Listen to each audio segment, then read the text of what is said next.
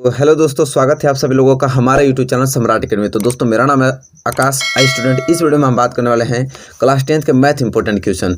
जैसा कि जानते हैं, अब मैं 2021 बोर्ड एग्जाम के लिए सीरीज चला रहा हूं जिसमें 500 क्वेश्चन रहेंगे। इससे बाहर योगी क्वेश्चन जाएगा भी नहीं, आप लोग उसमें सभी कवर हो जाएंगे। ठीक है, और उसका ही आज पार्ट 5 है। ठीक है, पार्ट 1 से लेकर पार्ट 4 तक बहुत ही बेहतरीन क्वेश्चन कराया। नहीं देखें तो डिस्क्रिप्शन बॉक्स में लिंक मिलेगा, वहाँ से उसको देख लीजिए। जरूर एक एक करके जरूर देख लीजिएगा। ठीक है, आज पार्ट 5 है। और जैसा जानते हैं कि हर बार मैं क्या कराता हूँ, उसमें वो क्वेश्चन रहते हैं जो प्रीवियस ईयर क्वेश्चन रहते हैं, मॉडल पेपर क्वेश्चन रहते हैं, बुक के क्वेश्चन रहते हैं और एनसीईआरटी के जो एग्जाम्पल रहते हैं। इतने सारे क्वेश्चन मैं लेकर आता हूँ एक वीडियो में। ठीक है, तो बहुत ही ज़्यादा वेरी मोस्ट इंपॉर्टेंट है वीडियो बनी हुई है आप लोगों के लिए, तो इसको बहुत ही जरूरी है इसको देखना है। जो 500 क्वेश्चंस में टारगेट रखा हूँ, इसको जरूर आपको पूरा करना है। ठीक है, अगर इतना कर लेते हैं तो समझिए मैथ में बहुत ही अच्छा स्कोर कर पाएंगे स्टूडेंट। ठीक है, तो चलिए, अभी तक लाइक नहीं किए हैं वीडियो को लाइक कर दीजिए, चैनल पर है तो चैनल को भी सब्सक्राइब कर लीजिए और वीडियो को शेयर कर दीजिए स्टूडेंट। ठीक है, और चलिए आज की वीडियो स्टार्ट करते हैं और आज के पहले क्वेश्चन की ओर चलते हैं जो कि बहुत ही धमाकेदार क्वेश्चन है, और वहाँ से आज की वीडियो स्टार्ट करते हैं। चलिए स्टूडेंट, देखिए क्वेश्चन में पहला आपकी स्क्रीन पे आ गया जो कि बहुत ही ज़्यादा महत्वपूर्ण प्रश्न है, और ये क्वेश्चन प्रीवियस ईयर का क्वेश्चन है। ठीक है, जो पिछले साल पूछा गया था उसका ये क्वेश्चन 2020 का क्वेश्चन है, प्रीवियस ईयर का। ठीक है, चलिए इसको बना लेते हैं। और कह रहा है student, very most important question है कि यदि अल्फा और बीटा समीकरण 2x² माइनस 3x प्लस 5 बराबर 0 के मूल हो तो alpha square beta plus beta square alpha का मान ज्ञात कीजिए। बहुत ही वेरी मोस्ट इंपॉर्टेंट क्वेश्चन। चलिए इसको हम लोग हल कर लेते हैं, बहुत आसान तरीके से हल करेंगे स्टूडेंट। सबसे पहले हम लोग क्या लिखेंगे, जो एक लाइन दिया उसको कि अल्फा और बीटा, क्या दिया है, अल्फा और बीटा समीकरण, अल्फा और जो बीटा है वो समीकरण किसका, 2x² माइनस 3x प्लस 5 बराबर 0 के मूल हैं। ये तो दे रखा हमको, मूल है। ठीक है, इतना हमको दे रखा है। अब देखिए हमको ज्ञात करना वैल्यू इसका। अब इसका ज्ञात करने के लिए हमें क्या क्या पहले निकालना पड़ेगा, इसलिए हम पहले निकालेंगे इसका मूलों का योग निकालेंगे स्टूडेंट। क्या निकालेंगे, मूलों का योग, मूलों का योग निकालेंगे स्टूडेंट।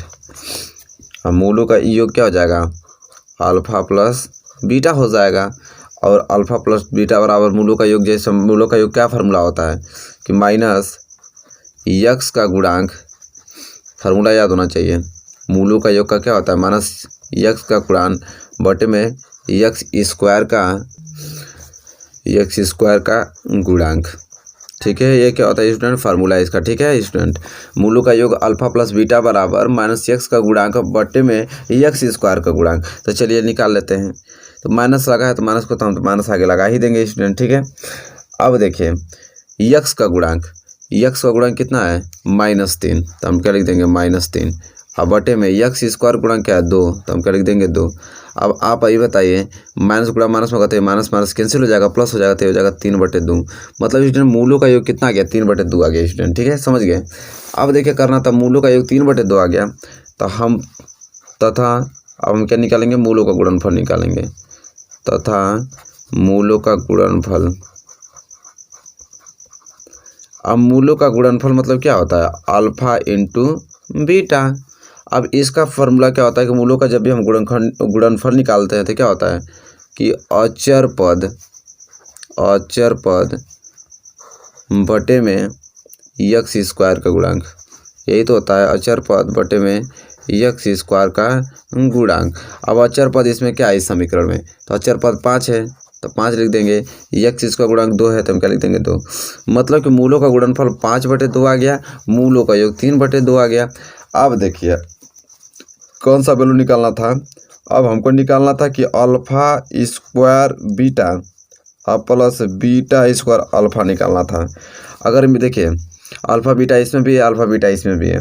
अगर मैं अल्फा और बीटा कॉमन ले लेता हूँ तो देखिए यहाँ बीटा से बीटा काम खत्म, इसमें से एक अल्फा बचेगा, और यहाँ से ए से अल्फा खत्म, बीटा में 1 बचेगा, तो ये बचेगा इतना। तब इतना बच गया स्टूडेंट। अब सिंपल है, अल्फा इंटू बीटा निकल गया। अल्फा इंटू बीटा की वैल्यू कितना निकला है, 5/2, आई इंटू अल्फा प्लस बीटा का वैल्यू कितना निकला है, 3/2 लिखा है। ठीक है स्टूडेंट, अब सिंपल करना तो 5 3 15 और 2 2 निके 4। ठीक है, 15/4 ही इस क्वेश्चन का क्या हो जाएगा स्टूडेंट, प्यारा सा आंसर हो जाएगा। ठीक है, बताइए स्टूडेंट कि कैसा सवाल लगा है। बहुत ही मोस्ट इंपोर्टेंट प्रीवियस ईयर का क्वेश्चन है, आएगा तो इसको तो भैया उड़ा देंगे हम लोग, ठीक समझ रहे हैं, क्योंकि बहुत अच्छे से हमने इसको कवर कर रखा है क्वेश्चन नंबर पहले को। बताइए स्टूडेंट कैसा लगा है क्वेश्चन नंबर फर्स्ट, अच्छे से समझ में आया है ना आप लोगों को, अच्छे से ही आएगा, कोई दिक्कत नहीं होगा। ठीक है, इसी तरह आगे सारे क्वेश्चन कर लेंगे अच्छे से। चलिए क्वेश्चन नंबर पहला क्लियर हो गया होगा तो वीडियो को लाइक कर दीजिए, शेयर कर दीजिए ताकि सभी को भी मालूम चल जाए। चलिए क्वेश्चन नंबर पहला क्लियर, क्वेश्चन नंबर दूसरे की ओर चलते हैं। चलिए स्टूडेंट देखिए क्वेश्चन नंबर दूसरा बहुत से प्यारा क्वेश्चन आपकी स्क्रीन पे आ गया है और ये एनसीईआरटी का एग्जाम्पलर क्वेश्चन है। इसको क्वेश्चन को पहले पढ़ लेते हैं, बहुत ही ज़्यादा महत्वपूर्ण है। कह रहा है कि एक समकोण त्रिभुज का क्षेत्रफल 30 सेंटीमीटर स्क्वायर है यदि उसकी ऊंचाई आधार की लंबाई से 7 सेंटीमीटर अधिक है। आधार की लंबाई याद कीजिए, देखिए बहुत ही मोस्ट इंपॉर्टेंट क्वेश्चन है। चलिए इसे हम लोग पहले सॉल्व करते हैं बहुत ही सिंपल तरीके से। कह रहा है कि एक समकोण त्रिभुज का क्षेत्रफल तो हमको दे रखा है 30 सेंटीमीटर स्क्वायर, समझ रहे हैं, क्षेत्रफल तो 3 सेंटीमीटर स्क्वायर दे दिया है। कह रहा है यदि उसकी ऊंचाई जो होगी आधार की लंबाई से 7 सेंटीमीटर है। अगर आधार की लंबाई अगर हमको स्टूडेंट मालूम चल जाती है तो उसमें 7 जोड़कर हम उसकी ऊंचाई ज्ञात कर सकते हैं और इसके बाद क्षेत्रफल दे रखा है, बस उस सूत्र पर रखेंगे निकल जाएगा। तो सबसे पहले हमको आधार मानना पड़ेगा, समझ रहे हैं। तो हम लोग लिखेंगे कि माना यहाँ पे माना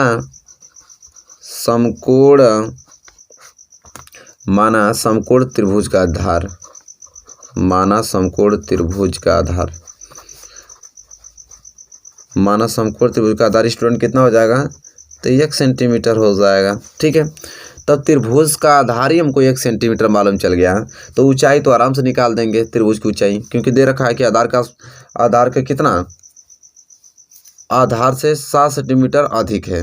तो सिंपल है, तो हम लोग लिखा लेंगे त्रिभुज की ऊंचाई, त्रिभुज की ऊंचाई क्या हो जाएगी स्टूडेंट, बहुत सिंपल है, जो आधार हमारा x है उसे 7 सेंटीमीटर अधिक है तो x में 7 जोड़ देंगे तो x + 7 सेंटीमीटर इसके त्रिभुज की क्या हो जाएगी, ऊंचाई हो जाएगी। ठीक है, अब त्रिभुज का क्षेत्रफल क्या फार्मूला क्या होता है स्टूडेंट, तो फार्मूला जैसा कि आप लोग भी जानते हैं, यहाँ लिख दूँ मैं कि त्रिभुज का क्षेत्रफल, अब स्टूडेंट त्रिभुज का क्षेत्रफल का फार्मूला होता है कि त्रिभुज का क्षेत्रफल बराबर 1/2 आधार गुणे ऊंचाई, यही तो होता है स्टूडेंट फार्मूला। हाँ देखिए, अब त्रिभुज का क्षेत्रफल हमको आगे ही दे रखा है कितना, 30 सेंटीमीटर स्क्वायर, 30 की जगह 30 रख देंगे बराबर, ये क्या हो जाएगा 1/2 हो जाएगा। आधार स्टूडेंट कितना निकला है x और ऊंचाई कितना है x + 7, यही तो है स्टूडेंट। अब सिंपल से इसको क्या कर लेना, हमको हल कर लेना है स्टूडेंट। तो 30 को 2 में गुणा होगा तो 30 दूनी क्या 60, तो इधर 60 बढ़ गया बराबर, यहाँ पे देखिए x में 1 को गुणा करेंगे तो x ही होगा, x का मल्टीप्लाई x में करेंगे तो क्या हो जाएगा x स्क्वायर और प्लस x का मल्टीप्लाई 7 में होगा तो हो जाएगा 7x स्टूडेंट। ठीक है, अब सिंपली करना क्या है कि इसे कैसे लिख सकते हैं, x स्क्वायर + 7x, आई प्लस 60 आ जाएगा तो क्या हो जाएगा -60 बराबर 0 हो जाएगा। इसको इस प्रकार लिख सकते हैं ना, आराम से लिख सकते हैं, कोई दिक्कत नो डाउट। अब यहाँ से द्विघात समीकरण बन गया, इसको हल कर दीजिए तो 60 का मल्टीप्लाई x में करेंगे तो हो जाएगा कितना 60x स्क्वायर। अब गुणा कीजिए कि 60 आ जाए और घटाने पे, अरे गुणा करने पे 60 आ जाए और घटाने पे 7x आ जाए तो क्या हो जाएगा, तो 12 × 5 = 60, 12 में 5 को गुणा करेंगे तो 60 भी हो जाएगा, 12 में से 5 घटाएंगे तो -7 भी आ जाएगा। ठीक है, अब चलिए इसको यहाँ पे रख दीजिए तो क्या हो जाएगा x स्क्वायर + 12x - 5x, क्योंकि 12x में से 5x घटाएंगे तभी तो 7x बचेगा स्टूडेंट, और 12 में 5 गुणा करेंगे तो 12 × 5 = 60x स्क्वायर भी हो जाएगा, -60 बराबर 0। यही तो, ये तो समीकरण लगाना जानते ही आप लोग। यहाँ से पेयर बना लीजिए, यहाँ से x का अमर लेंगे तो क्या हो जाएगा x प्लस क्या हो जाएगा 12, अब माइनस यहाँ से 5 का अमर लेंगे तो x, अब माइनस गुणा माइनस में होगा तब प्लस, और यहाँ से 5 से भाग देंगे 60 में तो ये भी 12 में बराबर 0। तो x + 12 यहाँ पे भी, x + 12 यहाँ पे भी कॉमन ले लीजिए तो हो जाएगा x + 12 एक में, हो जाएगा x - 5 एक में बराबर 0। अब सिंपली से दोनों कर दीजिए, x + 12 बराबर भी 0 कर दीजिए स्टूडेंट, एक और x - 5 बराबर भी 0 कर दीजिए तो ये आ जाएगा x बराबर -12 आ जाएगा स्टूडेंट, और x बराबर ये क्या आ जाएगा 5 आ जाएगा स्टूडेंट। तो ऋणात्मक तो होता नहीं है कि वैल्यू, तो हम धनात्मक लेंगे, इसलिए तब x बराबर 5 आ गया। और आधार की लंबाई पूछा था, आधार की लंबाई हमने x माना ही था तो x बराबर 5 आ गया, तो मतलब कि आधार की लंबाई कितना हो गया, आप लिख लीजिए आधार की लंबाई है, तो आधार की जो लंबाई निकल के आई हमारे सामने स्टूडेंट वो कितना है स्टूडेंट 5 सेंटीमीटर है स्टूडेंट। तो आधार की लंबाई कितनी हो जाएगी 5 सेंटीमीटर। तो यही क्वेश्चन है जो वेरी मोस्ट इंपॉर्टेंट क्वेश्चन है। अब बहुत ही सरल तरीके से मैंने बता दिया इसको। उम्मीद करता हूँ क्वेश्चन एकदम जहन में बैठ गया होगा आप लोगों को, ठीक है, कभी नहीं भूलेंगे इस क्वेश्चन को। चलिए, और ये क्वेश्चन अच्छा लग रहा होंगे आप लोगों को तो वीडियो लाइक करते रहिए और शेयर भी करते रहिए स्टूडेंट। और चैनल पर नहीं तो प्लीज़ चैनल को भी सब्सक्राइब करिए। चलिए, एक क्वेश्चन नंबर दूसरा क्लियर हो गया था, हम बढ़ेंगे अगले क्वेश्चन की ओर और क्वेश्चन नंबर तीसरा की ओर। चलिए स्टूडेंट, देखिए क्वेश्चन नंबर तीसरा आपकी स्क्रीन पे आ गया, जो कि बहुत ही ज़्यादा महत्वपूर्ण प्रश्न है। और स्टूडेंट क्वेश्चन नंबर तीसरा ये कह रहा है कि एक मोटर बोट जिसकी स्थिर जल में चाल, एक मोटर बोट है देखिए जिसकी स्थिर जल में चाल कितनी है 24 किलोमीटर पर आवर है, 32 किलोमीटर धारा के प्रतिकूल जाने में वही दूरी धारा के अनुकूल जाने की अपेक्षा 1 घंटा अधिक लेता है। धारा की चाल याद कीजिए। देखिए 2019 में भी क्वेश्चन पूछा गया है और एनसीईआरटी का एग्जाम्पलर खुद ही है। बहुत ही ज़्यादा महत्वपूर्ण प्रश्न है। ऐसे क्वेश्चन आपको देखने को मिलेंगे बोर्ड एग्जाम में, ठीक है। तो बहुत ही अच्छा क्वेश्चन, इसको चलिए बना लेते हैं। एकदम बहुत ही ज़्यादा आने के चांसेस भी इस क्वेश्चन को है। तो चलिए देखिए, सबसे पहले क्या होता है कि इसको हल किया जाएगा, वो भी पहले क्वेश्चन को पढ़ के एक एक पॉइंट हल करते चलेंगे, ठीक है। चलिए देखिए, सॉल्यूशन लिख लीजिए। कह रहा है स्टूडेंट कि एक मोटर बोट जिसकी स्थिर जल में चाल 24 किलोमीटर पर आवर है। तो इसको तो पहले लिख ही लेंगे। तो हम लोग लिखेंगे कि मोटर बोट, क्या मोटर बोट की स्थिर जल में चाल, ठीक है, जो दे रखा पड़े उसको तो लिख दें। मोटर बोट की स्थिर जल में चाल, तो मोटर बोट की स्थिर जल में चाल कितना हो जाएगा, कितना दिया हमको 24 किलोमीटर पर आवर घंटा, ठीक है, ये दे रखा था हमने लिख दिया। अब देखिए करा कि 32 किलोमीटर धारा के प्रतिकूल जाने में, 32 किलोमीटर दूरी है, 32 किलोमीटर धारा के प्रतिकूल जाने में। अच्छा हमको बताइए कि धारा की चाल आपको मालूम है, धारा की चाल आपको मालूम है, नहीं ना मालूम है तो इसको मानना पड़ेगा। तो पहले उसको धारा की चाल मानिए। तो लिखेंगे हम लोग कि माना धारा की चाल, माना धारा की चाल, माना धारा की चाल, पहले धारा की चाल मान लेते हैं। माना कि धारा की चाल कितना मान लेंगे, x किलोमीटर पर आवर मान लेंगे, ठीक है। माना धारा की चाल x किलोमीटर पर आवर। अब जल के अनुकूल और प्रतिकूल चाल निकल जाएगी। अब देखिए धारा की चाल हमको x किलोमीटर पर आवर मिल गई है, तब जल में यहाँ से आराम से निकल जाएगा जल में अनुकूल चाल, जल में अनुकूल चाल, पहले अनुकूल चाल निकालते हैं, जल में अनुकूल चाल, ठीक है। अनुकूल चाल में क्या होता है कि जो धारा की चाल होती है और जो इसका चाल दिया वो क्या होता है, जुड़ जाता है अनुकूल में। तो अनुकूल चाल में कितना हो जाएगा 24 plus x kilometre per hour, ठीक है। जल में अनुकूल चाल क्या हो जाएगा कि जो स्थिर चाल में चाल है वो और प्लस धारा की चाल है, दोनों आपस में जुड़ जाएगी, जल की अनुकूल चाल निकल जाएगी, ठीक है स्टूडेंट। सिंपल सा है, बहुत सिंपल है। इसी तरह जल का प्रतिकूल चाल, जल के या क्या होगा, जल के अनुकूल चाल, जल के प्रतिकूल चाल, जल के प्रतिकूल चाल। अब बहुत ही सिंपल है, जल के प्रतिकूल चाल में क्या होता है, घट जाएगा, तो हो जाएगा 24 minus x kilometre per hour. बस सिंपल है, इतना कर लिए ना आप लोग, बस अब क्वेश्चन हल होने वाला है, ठीक है स्टूडेंट। अब देखिए यहाँ पे लिखा है कि वही दूरी, देखिए वही दूरी धारा के अनुकूल जाने की अपेक्षा 1 घंटा अधिक लेता है। धारा की चाल ज्ञात कीजिए। तो यहाँ पे अनुकूल चाल और प्रतिकूल चाल मैंने निकाल दिया। कह रहा है कि अनुकूल चाल चलता है तो इतना और जल में प्रतिकूल चाल चलता है तो उतना, लेकिन जब अनुकूल चाल चलता है तो धारा के प्रतिकूल चाल से जाने में कितना 1 घंटा अधिक समय लेता है। तो देखिए इसमें से इसको घटाएंगे तभी तो अंतर मालूम चलेगा 1 घंटे का। तो बहुत ही सिंपल है। तो यहाँ पर आपको एक लाइन लिखना पड़ेगा ताकि एग्जाम आपको समझ जाए। तो यहाँ पर लिखना पड़ेगा, लिखना ही पड़ता है स्टूडेंट कि प्रश्नानुसार, अगर अच्छे अंक लाना चाहते हैं तो लिखना पड़ेगा प्रश्नानुसार क्या दिया था कि जल के प्रतिकूल, जल के प्रतिकूल 32 किलोमीटर जाने पर, ये तो दिया है जल के प्रतिकूल 32 किलोमीटर जाने में लगा समय, जल के अनुकूल, जल के अनुकूल 32 किलोमीटर जाने में लगा समय, जाने में लगा समय, लगा समय बराबर कितना दे रखा है, 1 दे रहा था अंतर उनका। तो सिंपल करना हमको एकदम स्टूडेंट, बहुत ही सिंपल है कि फार्मूला जैसा कि आप लोग जानते हैं, समय बराबर क्या होता है, समय बराबर स्टूडेंट क्या होता है कि दूरी बटे चाल, यही तो होता है फार्मूला। समय बराबर क्या होता है स्टूडेंट, दूरी बटा चाल। इससे हम फॉर्मेट सेट कर लेंगे। देखिए दूरी हमको पहले क्या दे रखा था स्टूडेंट, 32, पहले 32 किलोमीटर अब बटे में चाल। तो पहला का चाल कितना निकला, अनुकूल चाल कितना निकला है स्टूडेंट, और पहले प्रतिकूल चाल घटाएंगे ना, प्रतिकूल कुल कितना निकला है 24 माइनस x किलोमीटर। ठीक है, इसमें से हम घटा देंगे। फिर दूरी कितना, उतना ही दूरी 32 किलोमीटर की दूरी चलता है। फिर कितना प्रतिकूल चाल लगता है, तो 24 प्लस x लगता है। तो हम यहाँ पे प्रतिकूल चाल में से अनुकूल चाल घटा देंगे जब स्टूडेंट, ठीक है, तो हमको मालूम चल जाएगा। ठीक है, कितना अधिक समय लगता है, 1 घंटा अधिक समय लगता है, क्योंकि समय निकालने के लिए बोला है। क्या बोला है यहाँ पे, आप ही सुनिए, अनुकूल जाने की अपेक्षा 1 घंटा अधिक समय लेता है। तो समय निकालने के लिए है, तो आप भी बताइए कि प्रतिकूल चाल कितना, प्रतिकूल चाल आपको कितना दिया था, 24 माइनस x। तो यहाँ पे प्रतिकूल चाल में जब चलता है तो उसका समय इतना लगता है, और अनुकूल चाल में जब चलता है तो इसका समय इतना लगता है। तो यहाँ पे इसके समय में से इसको समय घटाएंगे तभी तो हमको अंतर मालूम चलेगा। दोनों के समय में से अंतर घटाएंगे तो 1 मालूम चल गया। अब सिंपल, तब इतना मालूम चल गया, तब हल हो जाएगा।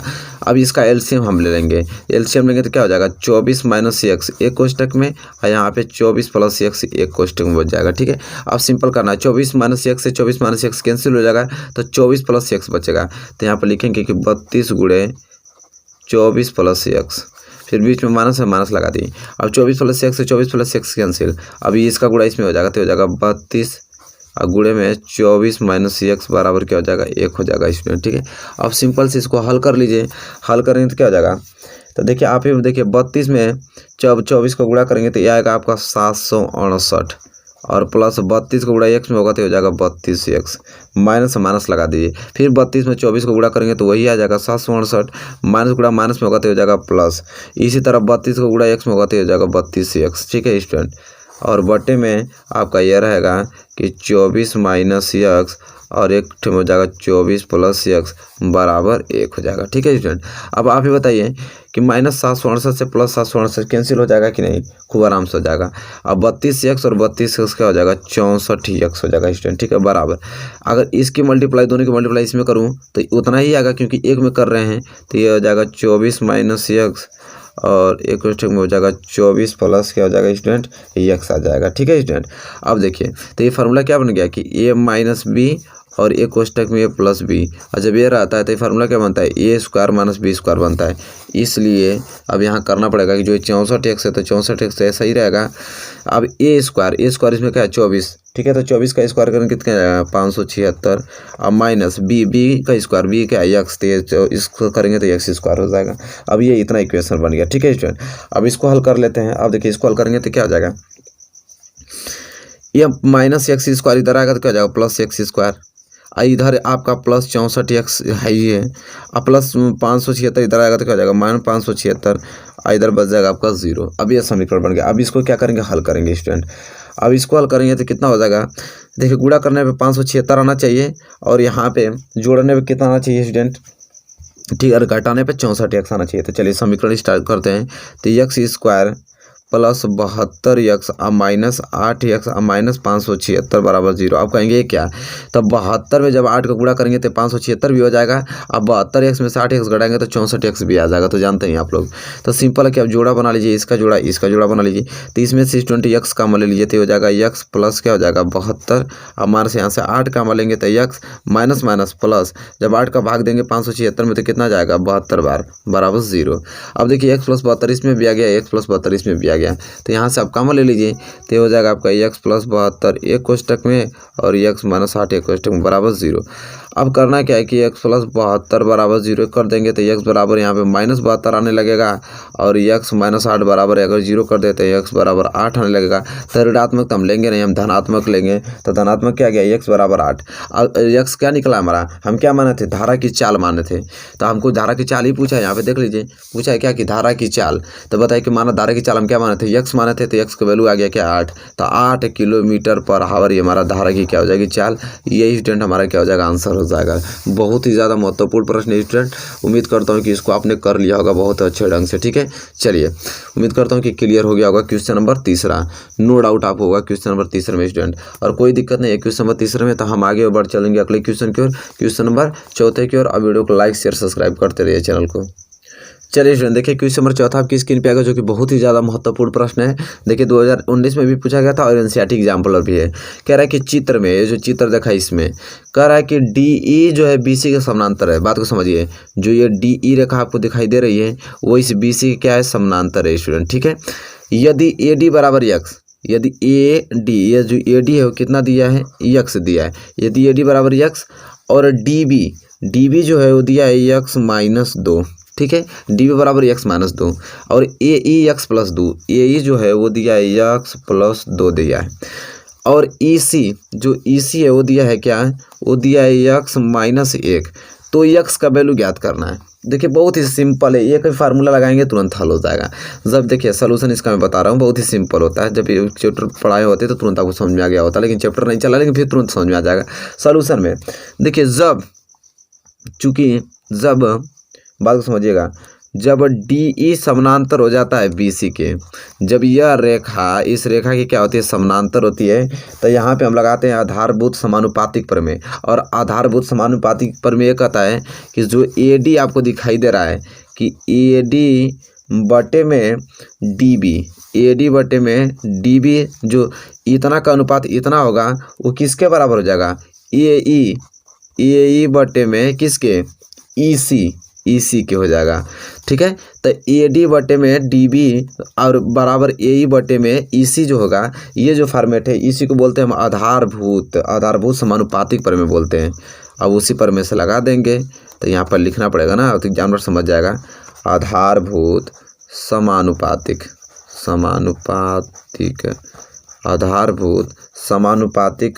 प्रमेय से अब ये आधारभूत समानुपातिक प्रमेय लग गया। अब सिंपल, अब इसी पर रख दीजिए, आ जाएगा ना आंसर आपका। AD कितना दिया है x, तो हम लिख देंगे x बटे में DB कितना दिया है x-2 बराबर AE कितना दिया है x+2 बटे में EC कितना दिया है x-1। अब सिंपल सा यहाँ से हल कर दीजिए स्टूडेंट। ठीक है, हल करेंगे तो कितना हो जाएगा, x की मल्टीप्लाई इस x में करेंगे तो क्या हो जाएगा, x² माइनस x की मल्टीप्लाई इस 1 में करेंगे तो x आएगा बराबर।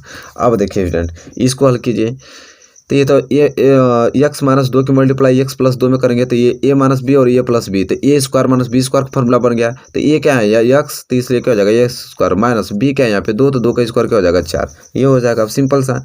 अब स्टूडेंट जैसा कि देख पा रहे हैं यहाँ पे बहुत ही ज़्यादा सिंपल आ गया है आप लोगों के पास। यहाँ पे तो x² से x² कैंसिल कर दीजिए, बातें खत्म। यहाँ बच गया -x बराबर -4। अब माइनस से माइनस भी कैंसिल कर दीजिए, बच गया x बराबर 4 है। यही तो हमसे पूछा था कि x की वैल्यू क्या होगी, x की वैल्यू क्या आ जाएगी 4, ये हो जाएगा आंसर। तो देखिए बहुत मस्त क्वेश्चन है, ये क्वेश्चन मिलेगा आप लोगों को, मुलाकात होगी, बहुत ही वेरी मोस्ट त्रिभुज का क्वेश्चन है। यह क्लियर हो गया होगा स्टूडेंट आप लोगों को, नो डाउट आपको होगा। ठीक है, चलिए क्वेश्चन नंबर चौथे में, चलिए अगर स्टूडेंट क्वेश्चन नंबर चौथा आपने क्लियर कर लिया अच्छे ढंग से, नो डाउट आपको होगा क्वेश्चन नंबर चौथे में, तो हम बढ़ेंगे अगले क्वेश्चन की ओर, क्वेश्चन नंबर 5 में की ओर स्टूडेंट। तो चलिए स्टूडेंट देखिए क्वेश्चन नंबर 5 आपकी स्क्रीन पे आ गया, जो कि बहुत ही ज़्यादा महत्वपूर्ण प्रश्न है, जो कि एनसीईआरटी एग्जाम्पलर है स्टूडेंट। क्या है, एनसीईआरटी एग्जाम्पलर। कह रहा है कि दो समरूप त्रिभुजों की संगत भुजाएं 2 संबंधित 3 के अनुपात में हैं। यदि छोटे त्रिभुज का क्षेत्रफल 48 सेंटीमीटर स्क्वायर है तो बड़े त्रिभुज का क्षेत्रफल ज्ञात कीजिए। देखिए वेरी मोस्ट इंपॉर्टेंट है, बहुत ही आसान तरीके से मैं आप लोगों को बताने वाला इस क्वेश्चन का हल। ठीक है, चलिए सोल्यूशन हम लिखते हैं, इसको आराम से समझने की कोशिश भी करते हैं। कह रहा है कि 2 समरूप त्रिभुजों की संगत भुजाएं 2 संबंधित 3 दिया है। ठीक है, तो हम लिखेंगे कि माना छोटे व बड़े त्रिभुज, माना छोटे व, इसमें 2 ही त्रिभुज तो दिया, एक छोटा एक बड़ा, तो माना छोटे व बड़े त्रिभुज की भुजाएं क्रमशः क्या मान लेंगे, A1, A2 मान लेंगे। मतलब हमको ये मालूम चल जाएगा कि छोटे त्रिभुज की भुजा क्या है, A1 है, और बड़े त्रिभुज की भुजा क्या है, A2 है स्टूडेंट, हमने मान लिया। ठीक है, अब देखिए अब करना हमको ये चीज़ है कि जब A1, A2 है और इसका अनुपात दिया है कितना, कि मतलब कि छोटे और बड़े, देखिए छोटे और बड़े का अनुपात कितना दिया है, मतलब A1 संबंधे A2, छोटे और बड़े त्रिभुज की भुजाओं का अनुपात कितना दिया है, 2 संबंधे 3 दिया है। तो क्या हम इसको इस तरह लिख सकता हूँ कि A1 बटा A2 जो है ये बराबर हो जाएगा 2/3 की, बिल्कुल लिख सकता हूँ, आराम से लिख सकता हूँ। अब करना हमको क्या है, इसलिए फार्मूला हम लगा देंगे। ठीक है, अनुपात फार्मूला क्या होता है कि छोटे त्रिभुज का क्षेत्रफल छोटे त्रिभुज का क्षेत्रफल, देखिए फार्मूला होता है अनुपात निकालने का, छोटे त्रिभुज का क्षेत्रफल, छोटे त्रिभुज का क्षेत्रफल बटे में बड़े त्रिभुज का क्षेत्रफल, बड़े त्रिभुज का क्षेत्रफल, छोटे त्रिभुज का क्षेत्रफल बटे में बड़े त्रिभुज का क्षेत्रफल बराबर। अब छोटे त्रिभुज का क्षेत्रफल, अब देखिए क्षेत्रफल क्या होता है त्रिभुज का, छोटे त्रिभुज का क्षेत्रफल बटे में बड़े त्रिभुज का क्षेत्रफल बराबर छोटे त्रिभुज की भुजा क्या है आपका A1 और बटे में बड़े त्रिभुज की भुजा A2 है। ठीक है, बस अब इस फॉर्मेट पर रखिए, इसका स्क्वायर कर दीजिए। ठीक है, ये फार्मूला होता है कि छोटे त्रिभुज का क्षेत्रफल बटे में बड़े त्रिभुज का क्षेत्रफल बराबर छोटे त्रिभुज की भुजा बटे में बड़े त्रिभुज की भुजा का स्क्वायर। ठीक है, ये रूल फॉर्मूट होता है। अब सिंपल तब ये फॉर्मेट हमको मालूम है, तब बस हो गया।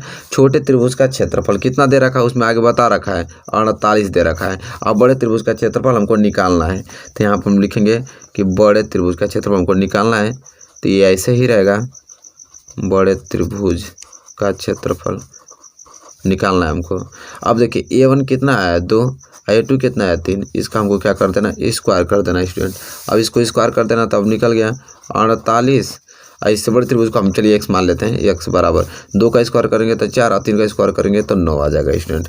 अब x बराबर क्या आ जाएगा, यहाँ से 4 में x गुणा करेंगे तो हो जाएगा 4x बराबर 48 में 9 को गुणा करेंगे तो 48 गुणे 9 आ जाएगा। ठीक है, अब देखिए स्टूडेंट यहाँ से अगर निकालेंगे यहाँ x की वैल्यू, तो x बराबर क्या आ जाएगा 48 गुणे 9, ये 4 गुणा में तो 4 भाग में आ जाएगा।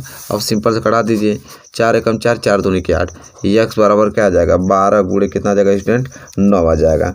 तब 12 9 कितना होता है 108, तो 108 सेंटीमीटर स्क्वायर आ गया। और x को स्टूडेंट हमने क्या माना था, तो x को हम क्या माने थे, ये बड़े त्रिभुज का क्षेत्रफल मानते हैं। ठीक है, क्योंकि x बड़े त्रिभुज का क्षेत्रफल, तो बड़े त्रिभुज का क्षेत्रफल अस्तः, इसलिए बड़े त्रिभुज का क्षेत्रफल कितना निकल गया 108 सेंटीमीटर स्क्वायर। बड़े त्रिभुज का क्षेत्रफल क्या निकल गया 108 सेंटीमीटर स्क्वायर निकल गया। तो बहुत ही अच्छे क्वेश्चन से ये क्वेश्चन है, इस तरह क्वेश्चन करने लगेंगे तो आराम से कोई भी क्वेश्चन आएगा आराम से कर लेंगे। ठीक है, चलिए उम्मीद करता हूँ कि इस क्वेश्चन में तो आपको दिक्कत हुआ ही नहीं होगा, आराम से आपको समझ में आ गया, एक एक पॉइंट आपको समझ में आ गया होगा स्टूडेंट। ठीक है, क्वेश्चन नंबर 5वां, चलिए क्वेश्चन नंबर 5वां अगर स्टूडेंट आप कर लिए होंगे बढ़िया से, तो हम बढ़ेंगे अगले क्वेश्चन की ओर, क्वेश्चन नंबर 6वें की ओर।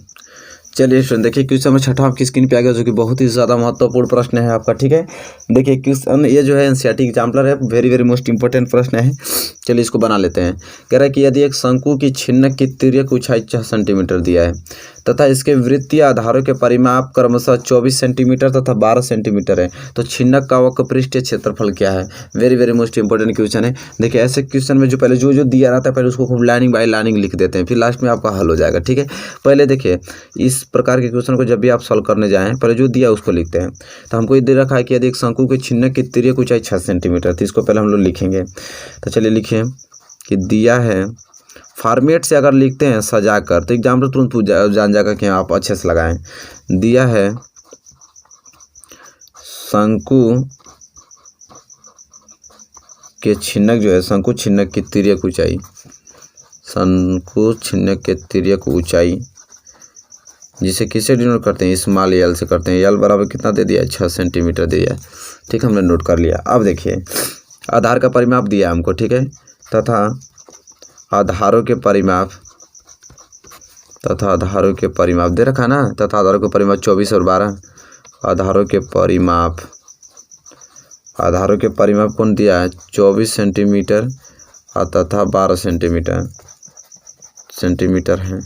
ठीक है, अब देखिए यहाँ से हम लोग लिख लेंगे कि माना आधारों की त्रिज्या मान लेंगे, माना जो आधारों की त्रिज्या होगी, माना आधारों की त्रिज्या हमको तो मालूम है नहीं, तो हम लोग मान लेंगे, तभी तो क्षेत्रफल निकलेगा। त्रिज्या नहीं मालूम रहेगी तो त्रिज्या मालूम रहेगी तब हम क्षेत्रफल निकाल देंगे।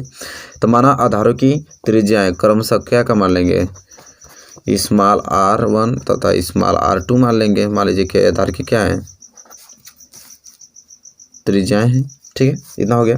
अब देखिए दिया है तथा इसके वृत्तीय आधारों के परिमाप 24 सेंटीमीटर। यदि एक शंकु के छिन्नक की तिर्यक ऊंचाई 6 सेंटीमीटर तथा इसके वृत्तीय आधारों के परिमाप, तो वृत्तीय आधारों के परिमाप क्या होता है 2 पाई r1, दो वृत्त है ना, तो पहला का हो गया 2 पाई r1 का परिमाप कितना दिया है 24, और दूसरा परिमाप दूसरे वृत्त का परिमाप क्या निकल जाएगा तो 2 पाई r2 जो कि दिया है कितना 12 दिया है। अब आप स्टूडेंट एक बात समझिए, यहाँ से देखिए इससे मैं क्या लिख सकता हूँ, ये वाला ये जो दिया आपको इसको क्या लिख सकता हूँ कि 2 पाई R1 बराबर कितना दिया है 24। यहाँ R1 की वैल्यू निकाल सकता हूँ। R1 बराबर क्या हो जाएगा 24 बटे में 2 पाई हो जाएगा। 2 से 2 कटाएंगे तो 12 में कट जाएगा। मतलब यहाँ हमको निकल गया R1 बटा क्या निकल गया 12 बटे में पाई निकल गया। R1 की वैल्यू क्या निकल गया 12 बटे में पाई निकल गया। इसी तरह इसको देखिए, यहाँ से अगर R2 की वैल्यू निकाला जाए तो क्या हो जाएगा 12 बटे में 2 पाई। 2 से 2 कैंसिल, 2 छके 12, मतलब R2 बराबर क्या निकल जाएगा 6 बटे में पाई निकल गया। अब ये R2 बराबर में 6 बटे में पाई निकल गया, R1 बराबर 12 बटे में पाई निकल गया। अब सिंपल से तब इतना निकल गया। तो छिन्नक का वक्र पृष्ठ का क्षेत्रफल पूछा था ना, तो आराम से लगा लेंगे हम लोग कि छिन्नक का वक्र पृष्ठ छिन्नक का वक्र पृष्ठीय क्षेत्रफल। छिन्नक का वक्र पृष्ठीय क्षेत्रफल का फार्मूला क्या होता है कि पाई l बटे में R1 प्लस R2। पाई l कोष्टक में R1 प्लस R2 ये होता है, बटे में नहीं होता है। ये फार्मूला होता है छिन्नक का वक्र पृष्ठ निकालने का। तो देखिए पाई दे रखा था पाई, ठीक है, और गुणे यह लंबाई कितना अभी हम निकाले हैं इसका, तो 6 निकाले हैं, ठीक है। वहाँ पे दिया भी है कि दिया है शंकु की छिन्नक की तिर्यक ऊंचाई l बराबर 6 सेंटीमीटर, इसलिए हम यहाँ क्या लिखेंगे 6। और R1 कितना निकला स्टूडेंट, तो 12 बटे में पाई और प्लस R2 कितना निकला, तो 6 बटे में पाई निकला स्टूडेंट, ठीक है। अब इसको बना लेते हैं, तो हल करेंगे स्टूडेंट तो कितना हो जाएगा यहाँ पे पाई गुणे 6। आधार दोनों सेम है, तो आधार सेम है तो पाई रहेगा, दोनों जुड़ जाएगा 12 6 18, बीच में गुड़ा लगा देंगे, ठीक है। अब देखिए स्टूडेंट क्या हो जाएगा यहाँ पे पाई से पाई क्या हो जाएगा कैंसिल, आज 6 और ये 18, तो 18 छः कितना होता है 108, 18 छः कितना होता है 108 सेंटीमीटर स्क्वायर। ये निकल जाएगा आपका क्या छिन्नक का वक्र पृष्ठीय क्षेत्रफल, ठीक है। तो कितना निकल गया छिन्नक का वक्र पृष्ठीय क्षेत्रफल 108 सेंटीमीटर स्क्वायर। यही क्या हो जाएगा इसका आंसर हो जाएगा स्टूडेंट, ठीक है। एक क्वेश्चन नंबर 6 है। उम्मीद करता हूँ क्वेश्चन नंबर 6 आपको अच्छे लगे होंगे, ठीक है। तो इस वीडियो में मैं इतना ही क्वेश्चन ले रहा हूँ, ठीक है, ताकि आपको रिवीजन भी तो करना है, ठीक है। एक दिन में 2 वीडियोज अपलोड होंगे, ठीक है, बात को समझिए। एक दिन में 2 वीडियो मैथ के अपलोड होंगे आपसे, क्योंकि मैथ ही सिलेबस थोड़ा हम लोग का पीछे रह गया है, बाकी सब कंप्लीट होने वाले हैं। तो ये 2 वीडियो रहेंगे तब आराम से हम लोग रिवीजन कर पाएंगे, ठीक है। बताइए स्टूडेंट वीडियो आपको कैसी लगी। वीडियो आपको अच्छी लगी स्टूडेंट प्लीज़ लाइक कीजिए, और चैनल पर नए हैं तो प्लीज़ चैनल को भी सब्सक्राइब कर लीजिए स्टूडेंट, और बेल आइकन को भी प्रेस कर लीजिए, और अच्छे से तैयारी आप कीजिए बोर्ड एग्जाम 2021 की, ठीक है। चलिए तब तक के लिए दोस्तों धन्यवाद, मिलेंगे आपसे नेक्स्ट वीडियो में।